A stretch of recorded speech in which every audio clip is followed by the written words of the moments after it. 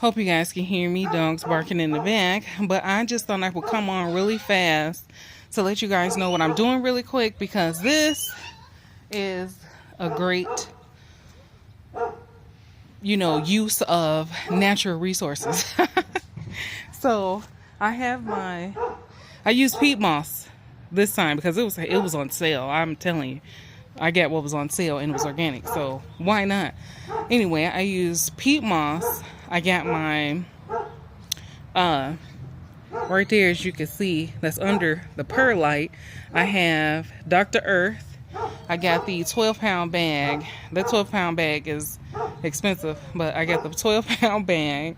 And my perlite, which was not that expensive, I got the really big bag. Can't think of how many. I think 4 cubic feet maybe.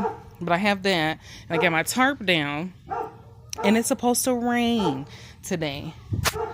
Nice and cloudy.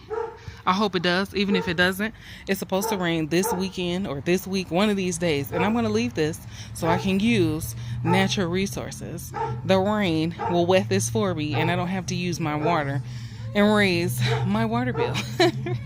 So I just thought I would come on to show you guys this. So if you get that peat moss that's like $12 or $10 or whatever it is for 2.2 or 2.5 cubic feet from Menards or wherever you're going to get it from, lay it on a tarp, put your amendments in, let it soak in. I'm going to mix this so it won't just be on top. I'm going to mix this all in so when it does rain, it's going to soak it up for me. It might not do the whole thing, but it depends. If it's going to rain for more than 2 days or more than 1 day, I'm going to just leave it out here and let it rain.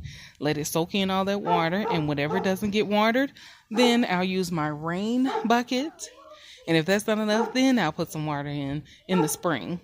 But I just thought this would be a great video to show you guys how to use your natural resources to minimize cost in whatever aspect you can get. Okay. All right. Well, like, share, subscribe, and most importantly, grow. Many blessings.